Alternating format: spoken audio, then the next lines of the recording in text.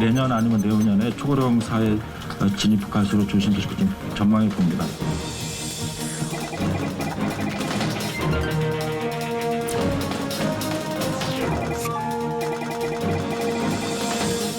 동국제강도사는 2년 전 정년을 61세로 늘린 데 이어 내년부터 다시 한 살을 더 늘리기로 합의했습니다.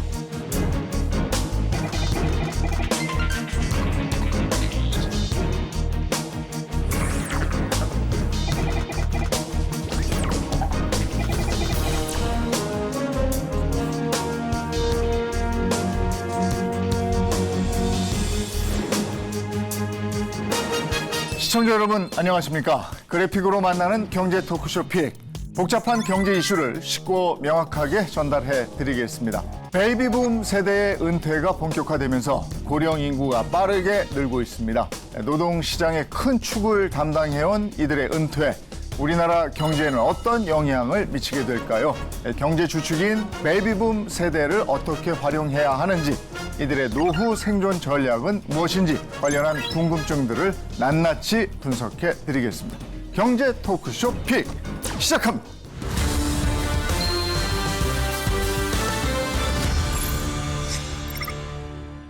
네, 함께해 주실 분들 소개해 드리겠습니다. 베이비붐 세대의 노동시장과 생존 전략에 대해서 알려주실 분입니다. 유재현 가천대학교 사회복지학과 교수님 모셨습니다. 어서 오십시오. 네, 안녕하세요. 또 경제적인 전망과 대비에 대해서 알려주실 분입니다. 경제 전문가 홍춘옥 프리즘 투자자문 대표 오셨습니다. 어서 오세요. 안녕하세요. 네. 그리고 이슈를 보다 쉽게 전해주실 이정호 기자 함께합니다. 어서 오세요. 안녕하십니까. 네. 우리나라 인구 중에서 가장 큰 비중을 차지하는 베이비붐 세대. 이 베이비붐 세대의 은퇴가 본격화되면서 고령 인구도 늘고 있다. 어느 정도입니까? 네, 우리나라의 베이비붐 세대라고 한다면 한국전쟁 직후에 출생한 세대들을 말을 합니다. 1955년부터 1963년 사이에 태어난 세대를 말하게 되는데요. 약 700만 명으로 현재 대한민국 인구의 약 14%를 차지하고 있습니다. 이들의 연령이 이제 어느덧 60, 70대에 접어들면서 노인 인구도 급속도로 늘어나기 시작했는데요. 2025년이 되면 전체 인구의 20%가 65세 이상인 초고령화 사회에 진입하게 됩니다. 그리고 이 고령화 속도는 점점 더 빨라져서 2050년이 되면 노인 인구만 1,891만여 명으로 총 인구의 절반에 육박할 것으로 예측되고 있습니다. 예. 아니, 제가 들은 얘기도 65세 이상 노인 인구가 이르면 이달 중에 1,000만 명을 돌파할 것이다. 이렇게 되어 있는데 교수님 어떻게 보십니까? 네, 이렇게 우리나라의 어르신들이 1,000만 명이나 되는데 막상 주변에서 그렇게 많은지 실감 못 하시는 분들도 있을 것 같은데요. 그 이유가 우리나라 이제 고령화가 이제 지역에 따라 차이가 되게 크기 때문입니다. 되게 많은 분들이 거주하시는 서울, 인천, 경기와 같은 수도권에는 아직 한 14% 정도밖에 고령화율이 안 되거든요. 근데 그거에 비해서 이제 지역으로 가면 벌써 이제 30%, 40% 되는 지역들이 되게 많습니다. 그래서 여태까지는 이제 수도권에 거주하시는 분들이 체감을 좀 덜 하셨을 수 있는데 앞으로 베이비 부머들이 수도권에서도 이제 급증할 예정이라 이제 수도권에 거주하시는 분들도 우리나라가 이제 초고령 사회로 진입하는 것을 충분히 느끼실 수 있을 것 같습니다.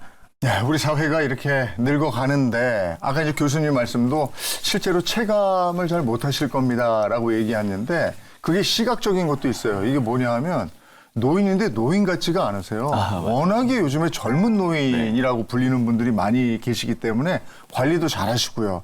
젊은 노인, 이른바 요올드 이렇게 부르던데 그게 뭡니까, 요올드가? 요올드라는 게 완전히 최근에 새로 생긴 말은 아니고요. 몇 년 전부터 사용되던 말인데 영과 올드의 줄임말입니다. 말 그대로 젊은 노년층을 말을 하게 되는데요. 좀 더 건강하고 조금 더 부유한 그리고 사회적인 경제적인 영향력이 큰 노년층을 말을 합니다. 그런데 이들이 재산을 지금 소비하기보다는 좀 저축을 더 늘려가고 있다고 해요. 한국은행에 따르면 2035년까지 가계 씀씀이가 해마다 약 0.7%씩 감소할 걸로 나타났는데요. 기대 수명이 연장되면서 노후 소득에 대한 확신이 없으니까 그 부담 때문에 저축을 더 늘려가고 있는 걸로 보입니다. 그게 100세 시대라니까 요즘에 우스갯소리로 재수 없으면 120세까지 산다고. 그러니까 이렇게 절약하면서 돈을 좀 모아놓을 수밖에 없는 것 같아요. 글쎄 이런 현상의 원인에 대해서 어떻게 생각하십니까? 우리나라에서는 너무 당연하게 생각하지만 특히 중고령자들은 한 75에서 80% 정도를 부동산 자산으로 이제 자산을 갖고 있습니다. 근데 이제 미국 같은 경우에는 금융자산 비중이 되게 높고요. 그리고 유럽 국가 같은 경우에는 연금 비중이 되게 높거든요. 근데 그 얘기는 똑같은 자산을 가지고 있더라도 이제 미국이나 유럽에 계시는 노인분들은 그거를 쓸 수 있는 소비 여력이 되게 큰 거죠. 근데 우리나라는 1주택을 가지고 계신 분들께서는 자산은 커도 거기에서 충분하게 이제 소비를 할 수 있는 소득은 적어서 네, 우리나라의 소비 시장이 점점 줄어든다고 할 수 있겠고요. 그 세대들이 뭐냐면 이 사람들이 우리나라가 초등학교 졸업하고 중학교 가는 비율이 한 20%인 나라였는데 이 사람들이 73%가 됐어요. 그랬군요. 그러니까 어마어마한 중학교, 고등학교가 다 그때 많이 지어졌습니다. 이 과정에서 이 사람들이 당연히 부를 축적하기 유리한 게 정보통신혁명이 또 90년대 왔는데 이분들 30대에 왔거든요. 우리가 사실 30대에 무슨 변화가 오면 적절하게 대응하지 않으면 난 앞으로 큰일 나겠다라는 위기감을 갖기 쉽잖아요. 지금 당장 AI만 해도 20대, 30대와 저희 같은 50대들이 느끼는 긴박감이 다르단 말이에요. 이 기자님이 벌써 얼굴이 싹 바뀌시는데 현실이에요, 이게. 증권 계좌가 생각이 나요. 엔비디아부터 벌써 우리 좀 화제를 그렇죠. 돌려볼까요? 이러다 보니까 이제 우리나라의 이 베이비붐 세대들의 특성이 이제 나오는데 30년대에 태어나신 분들은 노후빈곤율이 무려 50%가 넘어요. 그랬군요. 네, 그런데 우리나라 58년 개띠 베이비붐 세대의 노후빈곤율이 10%대 중반. 그러니까 이게 같은 세대로 묶어서 노인으로 이야기해버리면 이야기가 안 되는 거죠. 지금 베이비붐 세대를 얘기할 때 대한민국 고도 성장의 그래프를 같이 타고 올라간 세대다 이렇게 얘기를 합니다. 중간에 부동산 폭등도 몇 번 겪었고 주식 폭등도 몇 번 겪으면서 이들이 부를 축적할 수 있는 기회가 여러 차례 있었다는 거죠. 근데 이분들이 지금 지갑을 닫고 있습니다. 그래서 소비 위축이 경제에 미치는 영향이 어느 정도일까 이 부분도 궁금한데 어떻습니까? 50대 가구의 소득은 연간 얼마냐면 6,600만 원. 오, 높죠. 가구 소득. 네. 오해하시면 안 됩니다. 네, 그런데 65세 이상 가구의 소득은 얼마냐? 2,500만 원. 그리고 우리나라 전체 평균 소득은 얼마냐? 5천만 원. 그러니까 딱 이 숫자에서 우리가 뭔가가 나오는 거죠. 그러니까 50대까지만 해도 자녀 대학 다닐 나이 때 요즘은 그때 대학 가면 다행인데 일단 저만 해도 아직 중학생 아들이 있습니다. 큰일 났어요. 그건 제 선택이니까. 아무튼 이런 추세들을 보시면 금방 느끼는 게 이게 인생에서 가장 지출이 많아야 되는 나이가 50대, 60대인데 사실은 50대의 지출은 또는 소득은 이렇게 높다가 65세 넘어서서 딱 15년 사이, 10년 사이에 갑자기 이렇게 소득이 확 줄어드는 거죠. 물론 그래도 이게 아까 잠깐 이야기했지만 희망은 있다고 보는 게 예전에 한 10년 전, 7년 전만 하더라도 이 소득의 비율 있잖아요. 그러니까 50대 소득 대비 65세 이상 가구의 소득 비율이 얼마냐면 30% 정도였어요. 근데 지금은 이제 거의 한 40%까지 왔죠. 그런 거 보면 확실히 58년 개띠 중심으로 한 우리 베이비붐 세대들은 상대적으로 앞에 세대에 비해서 노후 관리 잘했다. 그러나 부족하다. 네. 이렇게 볼 수 있습니다. 그래도 내가 모아놓은 돈은 있지만 계속해서 인풋이 없으면 모아놓은 돈을 고갈해 가면서 쓰는 게 상당히 부담스럽단 말이죠. 그래서 베이비붐 세대의 고용을 늘려서 이들이 소비를 좀 하게 해야 된다. 이런 얘기가 있는데 노동시장의 상황은 지금 어떻습니까? 이제 통상적으로 이제 노동시장의 중심이 되는 그 경제 생산 가능 인구를 이제 15세부터 64세까지 사이로 보거든요. 한반도 미래인구연구원의 보고서에 따르면 생산 가능 인구가 2023년 3,657만 명에서 2044년에는 2,717만 명까지 뚝 떨어집니다. 이게 20년 후잖아요. 2044년이면. 근데 이게 20년 후라고 하면 좀 까마득한 미래처럼 생각이 드는데 지금 우리가 되게 가깝게 생각하는 2002 월드컵이 22년 전입니다. 그러니까 생각보다는 되게 임박한 미래라고도 평가를 할 수가 있는 거죠. 60대면 아직 한창 일할 나이다. 그러면서 재취업하는 분들이 상당히 많습니다. 화면을 한번 보시면 우리나라 취업자의 평균 연령도 올라가고 있는데 2030년에 50세를 넘어서고 2050년에 53.7세를 기록할 것이다. 이렇게 예측이 되어 있습니다. OECD 국가가 43.8세예요. 그러니까 그거보다 10살가량이 높게 나타난다 이건데 교수님 어떻게 보십니까? 네, 아무래도 이 추세는 당분간 지속될 가능성이 높다고 보는데요. 그 이유는 우리나라가 지금 법적인 정년은 60세라고 하더라도 50대 초중반에 이제 퇴직하신 분들이 70대 초반까지는 일하시는 분들이 한 절반 정도 됩니다.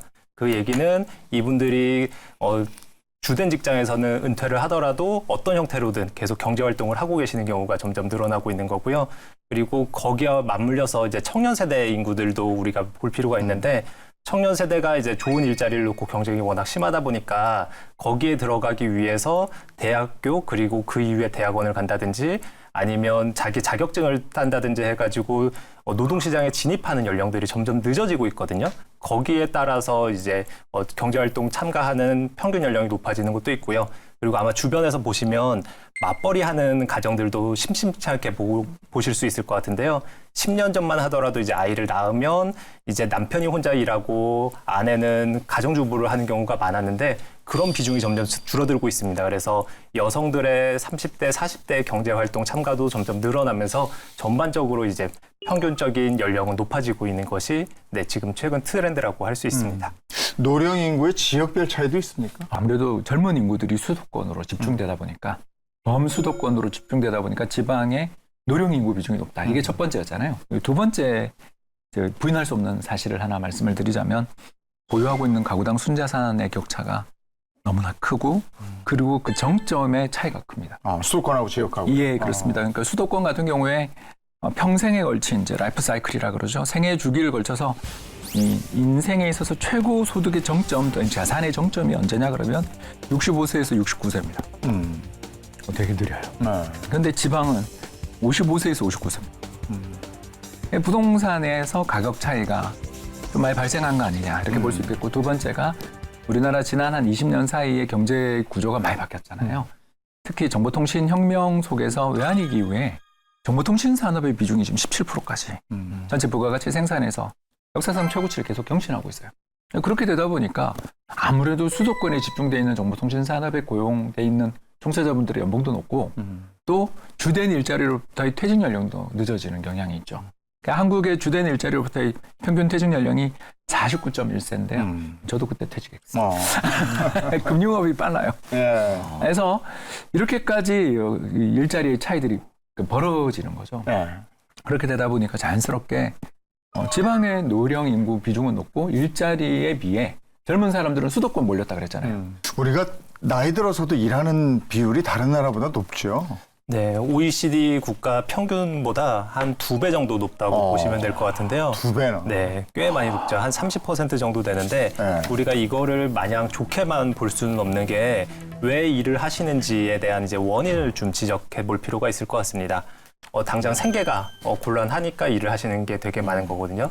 그래서 우리나라에 이제 앞으로 일을 하시더라도 생계형이 아니라 이제 자신의 자아실현이나 이런 것들을 할 수 있는 일자리나 이런 것들도 더 마련해 드릴 필요도 있겠고요. 당연히 이제 생계형으로 일하시는 분들에 대한 일자리 지원 아니면 이제 뭐 연계하거나 이제 구직 알선한다든지 그런 것들도 우리가 좀 더 확대해야 되겠죠.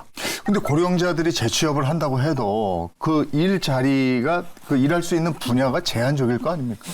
여태까지는 제한적이었던 것이 맞는 것 같습니다. 그러다 보니까 주된 일자리에서 은퇴를 하고 가교 일자리에 가시면 이분들이 원래 가지고 있었던 전문성이나 역량이나 경력을 이제 활용하지 못하고 자영업을 시작하시거나 아니면 단순 노무, 아니면 운송 이런 것들로 전직을 하시는 경우들이 되게 많거든요. 근데 앞으로도 우리가 이렇게 가야 될지는 그건 정해져 있는 상황은 아니거든요. 갑자기 인턴이라는 영화 보셨습니까? 네. 네, 그 영화가 생각이 나는데 우리나라도 고학년, 고숙련 고령층이 제법 되지 않습니까? 그렇죠. 고령층 노동 인구 가운데 이제 점점 더 고학력자들이 많아지고 있고 또 고숙련자들이 많아지고 있는 겁니다.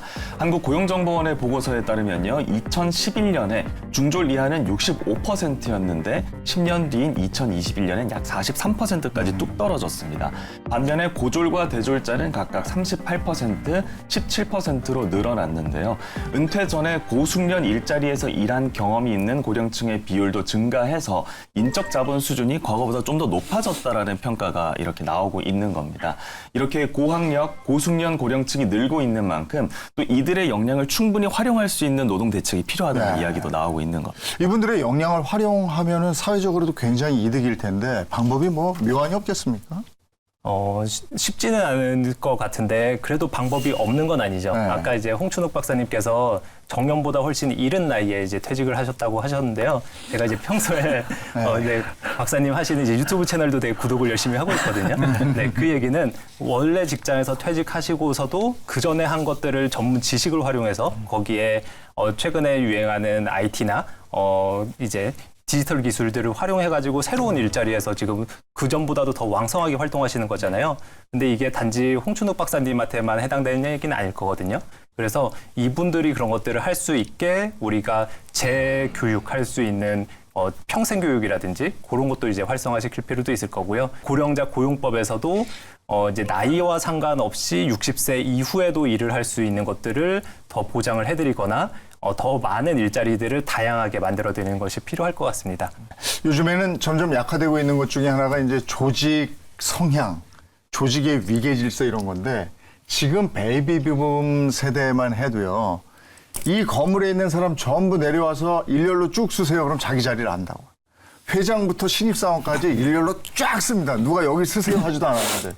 그 정도로 조직 성향이 강하고 또 하나가 연공서열이라는 게 있고 선후배의 위계 질서가 분명한 삶을 살아왔던 분들인데 이게 없어질 수 있을까요? 네, 저는 쉽지 않다고 보는 쪽이죠. 그래서 이게 문제가 뭐냐면 저희 기수에서 사장님 대표가 나오면 이게 그 이상 나이 드신 분은 나가야 됩니다. 그렇죠. 참고로 제 친구가 이번에 대표가 됐더라고요.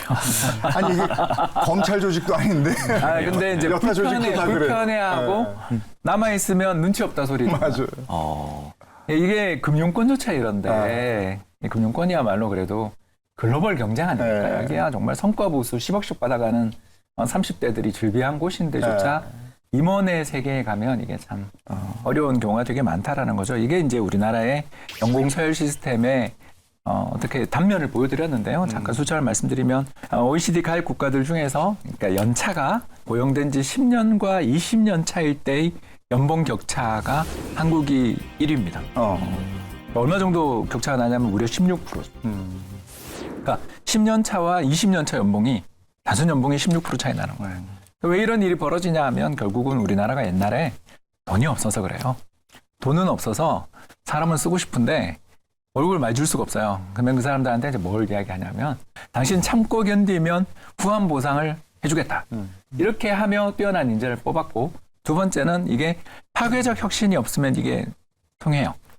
이게 뭐냐 하면 이전에 있었던 기술들이 날아가면서 새로운 기술을 가지고 있는 사람들이 시장에서 득세하는 시기에 오면 이 제도는 성립할 수가 없어요. 그런데 연속적인 기술 또는 개선이 꾸준히 이루어지는 곳에서는 나이 많은 분이 잘하게 돼 있습니다. 뭐 다른 회사 프로를 소개해서 미안합니다. 생활의 달인 보면 나오잖아요. 가위 30년 쓰시잖아요. 그 가위 하나만.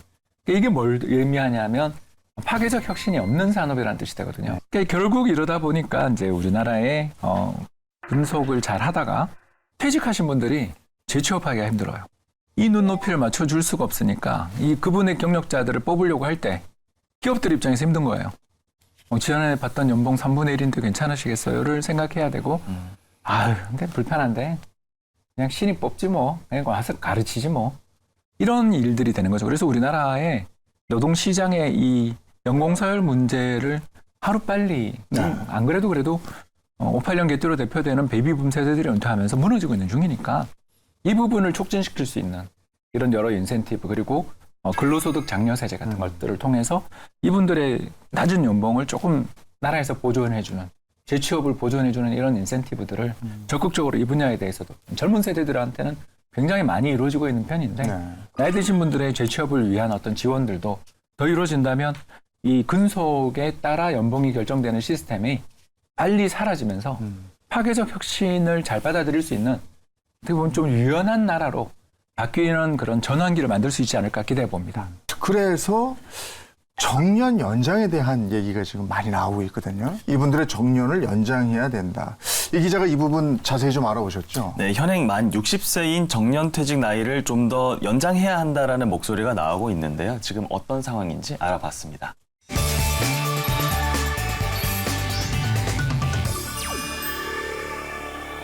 여행이나 여가 활동을 즐길 수 있는 노후 월간 적정 생활비가 어느 정도냐라는 질문에 369만 원이라는 대답이 나왔습니다. 하지만 한 가구에서 노후 생활비로 조달할 수 있을 것으로 예상하는 금액은 월 212만 원으로 적정 생활비의 57.6%에 그쳤습니다. 다시 말하자면 경제적인 대비가 부족해서 노후에도 노동시장에 머물거나 다시 진출해야 하는 유인이 있다는 겁니다. 입법조사처가 발표한 가이드북에 따르면요, 현재 60대에 해당하는 베이비붐 세대의 경우 기존 노년 세대보다 일자리를 지속하려는 의지가 매우 높은 편입니다. 당내 근로희망 비율이 지속적으로 증가하고 있고 평균 73세까지 오랜 기간 노동시장에 잔류하기를 희망하고 있는 겁니다. 때문에 노동계를 중심으로 정년을 연장해달라는 요구가 확산하고 있습니다. 현재 60세인 법정 정년을 2027년 국민연금 수급 개시 연령인 65세에 맞춰서 단계적으로 연장해야 한다는 건데요. 우리보다 먼저 초고령 사회로 진입한 일본은 정년 연장에 대한 논의도 먼저 시작했습니다. 일본의 현재 정년은 65세, 우리보다 5년이 더 긴데요.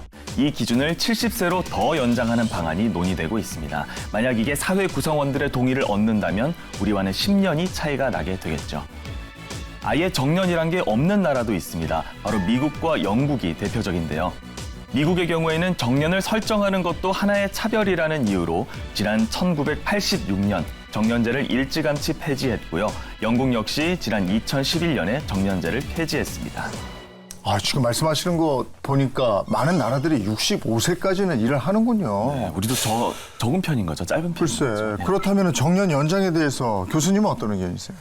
정년 연장 워낙 첨예한 이제 논쟁이 오고 가는 거라 얘기하기가 조금 조심스럽긴 한데요. 저는 현재처럼 이제 연공 서열과 호봉제를 그대로 둔 상태에서 지금 당장 이제 정년을 연장하기는 쉽지 않을 거라는 생각을 합니다. 특히 50대 분들이 많이 오래 남아 있을수록 청년 세대들은 그만큼 일을 못할 수도 있는 거거든요. 근데 지금 청년 세대 구직난이 지금 되게 심한 상황에서는 구인난보다 더 지금 구직난이 더 심하다고 하거든요. 그런 상황에서는 지금 당장 정년을 연장했을 때 청년들의 취업난이 더 심각해질 수 있어서 나중에 이제 몇 년 후에 청년 세대가 인구가 점점 부족해지고 그랬을 때 이제 우리가 사회적으로 이제 일을 더 해야 된다. 그리고 고령자에 대한 일자리를 더 많이 들려야 되겠다. 이때서야 좀 도입을 할 수 있지 않을까라는 생각도 하고 있습니다. 이제 노동시장에 잔류하는 게 그게 이제 곧 정년 연장은 아니기도 하거든요. 그러니까 법적으로 정년 연장이라는 표현을 우리가 이제 섞어서 쓰고는 있지만 꼭 정년 연장이 아니더라도 지금도 60세 이후에도 계속 일하시는 분들이 많이 있잖아요. 그러니까 법적으로 정년을 딱 고정해놓고 그것만 지키도록 하는 것보다는 조금 더 유연하게 적용하는 게 필요하지 않을까라는 생각입니다. 홍 대표님은 어떻게 생각하세요? 절대 반대입니다. 아, 정년 연장 예. 절대 반대. 말도 안 되는 주장이다. 아, 그래요? 일본이야 인구가 20년째 감소하니까 그렇다 치지만 한국이야 아직 청년 고용이 이제 좀 회복되려고 그러는데 코로나 때 얼마나 힘들었습니까? 그러다 이제 2, 3년 사이에 조금씩 청년층 고용률이 올라오고 있는 이제 바야흐로 좀 회복되려고 하는 중인데 갑자기 여기서 아까 이야기했던 선호하는 일자리를 중심으로 해서 정년을 연장한다. 네. 이건 기업들 일단 이익에도 문제가 될 거고요. 두 번째는 청년층에 대한 그러니까 자녀 세대에 대한 사다리 걷어차기다.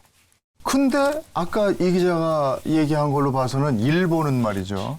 물론 계속해서 인구가 줄어들어서 할 수 없는 얘기일 수 있다. 이렇게 홍 박사님 얘기해 주셨습니다만은 일본은 지금 70세로 연장을 하려고 한단 말이죠. 이런 경우는 뭘까요? 우리나라하고 비교했을 때 어떤가요? 이제 기업이 원할 경우에 이제 근로자랑 다시 계약을 맺어서 65세까지 일을 할 수 있도록 권고한다 이런 걸로 알고 있고 그거를 지금 이제 70세까지 늘린다고 하고 있는 거거든요.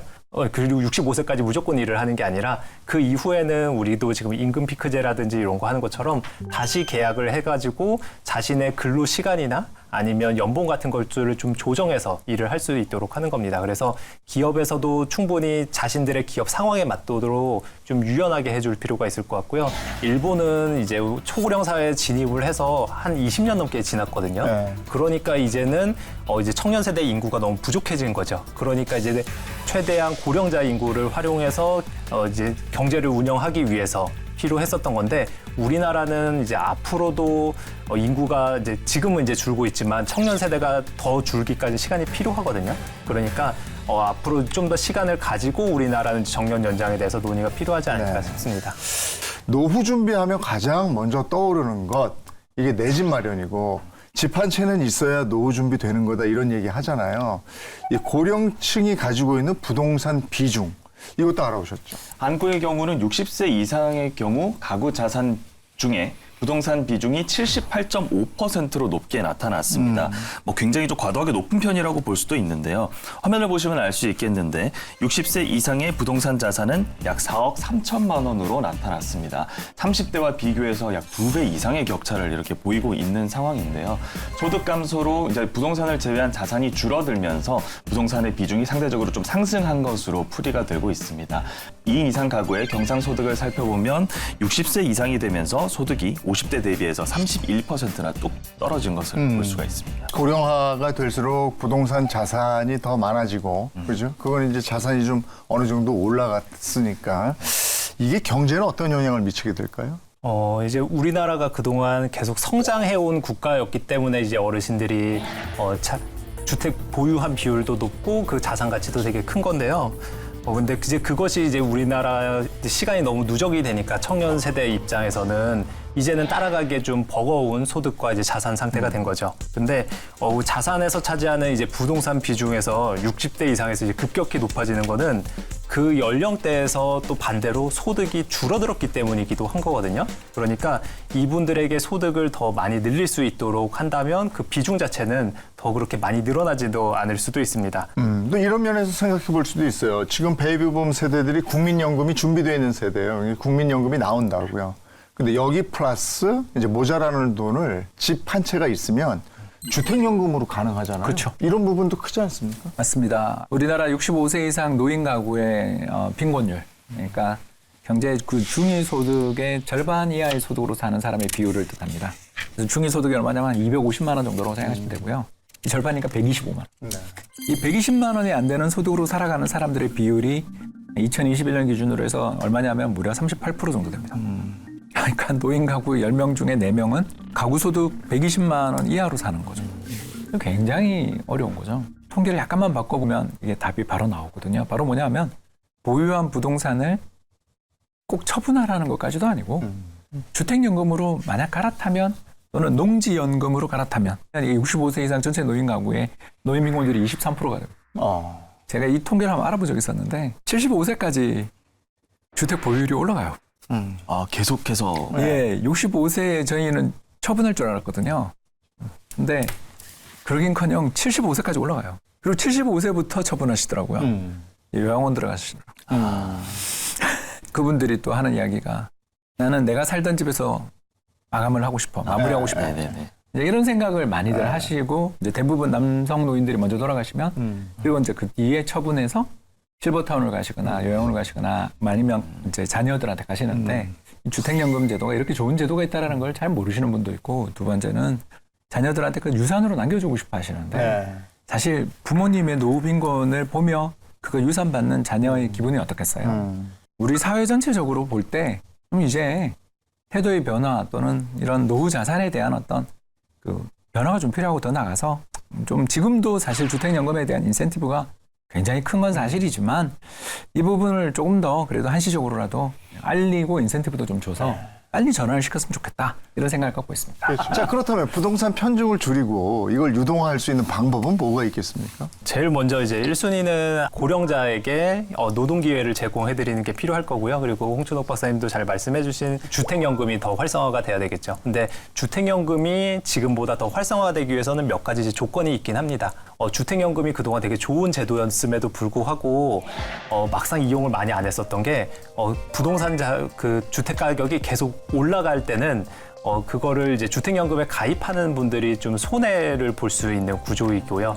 그러다 보니까 이 주택 자산이 좀 안정적으로 올라가야지 또 그분들이 되게 많이 가입합니다. 그래서 2022년에서 2023년 주택 자산이 되게 많이 올라갔을 때 이제 그때부터야 이제 주택연금이 제일 많이 가입을 했었거든요. 그 다음에 이제 부동산 편중을 좀 줄이기 위해서는 이제 자신의 노후 준비를 좀 주택, 부동산에만 한정하지 않고 다양한 이제 포트폴리오를 구성해서 다양한 이제 금융자산이라든지 이런 것들을 미리부터 준비하는 것들도 필요할 것 같습니다. 지금이 그러니까 그 주택연금 받을 수 있는 게 집값이 맥시멈이 12. 그러니까 그게 올라갔습니다. 공시지가죠. 공시가격 반영 비율이 매년 이렇게 고무줄이라서 네. 저도 정확하게 말씀을 드릴 수 없는데 예전에 9억 이 상한이었다면 계속 올랐죠. 올라가고 있고 네. 또 이전에 65세부터 받을 수 있었는데 최근에 55세부터 네. 받을 수 있고요. 이제 또 하나의 변화를 말씀드리면 예전보다 금리가 올라갔어요. 네. 금리 올라가면 주택연금은 수령액이 올라갑니다. 이렇게 좋은 데다가 마지막 하나 더 이야기하자면 우리가 특히 노인 세대들이 늘어나요. 주변에 살고 있는 사람들이 전부 다 노인이다. 그럼 집값이 어떻게 될까요? 우리가 한번 그걸 잘 생각해 봐야 됩니다. 그러니까 우리 단지, 우리 동네에 노인 비중이 높아라고 하면 재건축 일단 힘들 거고요. 왜냐하면 그분들은 재건축 10년을 그냥 내가 내 집에 있을 거야. 그죠. 내 10년을 왜 기다려? 네. 밖에 나가 살아야 된다고 하면 말도 안 돼. 그렇죠. 현금으로는 없고. 부모님을 잘 설득하실 필요가 있는 거죠. 이게 옛날처럼 무조건 올라간다는 부동산 불패 신화를 여기서 두면 안 된다라는 거고요. 이제 마지막으로 하나만 덧붙이자면 그래서 개인연금, 퇴직연금 제도에 대해서 정부가 좀 혜택을 더 부여했으면 좋겠습니다. 이게 55세부터 받을 수 있거든요. 개인연금, 퇴직연금, 그리고 자산관리 종합계좌 ISA로 이루어지는 이 3종 연금 또는 세제 혜택 제도들을 좀 확산시키고 또는 어떻게 좀 죄송합니다만 약간 강제 규정도 좀 넣자. 그러니까 당신이 적극적으로 이걸 원하지 않는다. 월급을 딱 받으러가면 개인연금 가입도 함께 시켜주는 거죠. 예를 들어서 퇴직연금도 IRP 새로 시켜주고 그리고 제가 이거 받지 않겠다고 확연합니다 하고 사인을 해야만 가입하지 않는 이런 것들을 이제 저희들은 디폴트 시스템이라고 부르거든요. 이런 넛지들을 해주고 더 나가서 최근에 ISA 계좌 같은 경우도 벌써 이제 도입한 지 한 3년 지나면서 만기되고 막 그러는데 이거 일본 같은 경우는 니사라고 해서 New ISA 제도라는 거죠. 니사에서는 그 적립액의 한도가 없습니다. 평생 2천만 원, 거기는 이제 200만 엔이지만 거기서 무제한으로 납입할 수 있게 도와주고 있거든요. 이거 법 개정도 필요 없고요. 대부분 시행령으로 해결되는 문제들이 되게 많은데도 불구하고 이걸 안 한다라는 건 솔직히 말해서 정부의 게으름 또는 정치권의 게으름 문제이기도 하지만 이런 방송에 나와서 이야기하는 저희들 편하게 하겠습니다. 오피니언 리더들이 이런 이야기를 꼭 좀 해줘야 된다 생각해서 오늘 마지막으로 한번 덧붙여봤습니다. 베이비붐 세대의 입장에서 또 혹은 은퇴를 앞둔 사람들의 입장에서 다가오는 초고령화 시대에는 좀 이렇게 준비하시면 좋겠다 하는 얘기를 좀 해주셨으면 좋겠네요. 우리가 주된 일자리에서 퇴직한 이후에도 할 수 있는 또 다른 일을 할 수 있는 교육이나 준비도 필요할 거고 부동산 외에 다른 금융자산도 가지고 또 부동산도 유동화할 수 있는 여러 가지 준비를 했으면 좋을 것 같습니다. 그리고 무엇보다도 이미 중년 이후에 접어든 다음에 노후 준비하는 거를 늦을 수도 있거든요. 그러니까 가급적 노후 준비는 빠르면 빠를수록 좋다. 이 얘기를 마지막으로 드리고 싶습니다. 그 절세 삼총사는 지금 당장 나이가 좀 들었다 하더라도 지금 당장 가입하셨으면 좋겠다. 왜냐하면 조금만 한 해 한 해만 우리가 더 노력해서 수령 연령만 한 해 늦추기만 해도 이 복리로 자산은 불기 때문에 그리고 나이가 들어서 연금을 인출하면 세금도 낮아요. 60대 인출하냐 70대 인출하냐 따라가지고 세금이 달라요. 이런 제도들이 있다는 걸 확인하시고 지금 당장 오늘 방송을 들으신 분들 지금 당장 절세 삼총사 가입하셨으면 좋겠습니다. 네. 고령화 위기를 기회로 바꿀 수 있는 방법은 뭘까 고민을 더 좀 해봐야 되겠다는 생각이 들고요. 경제도 살리고 노후도 준비할 수 있는 방법 꼭 찾아야 되겠다 이런 생각도 들었습니다. 개인적, 사회적 차원에서 노년을 다시 생각해 볼 수 있는 기회가 되셨길 바랍니다. 경제 토크쇼 픽 여기서 인사드리겠습니다. 고맙습니다.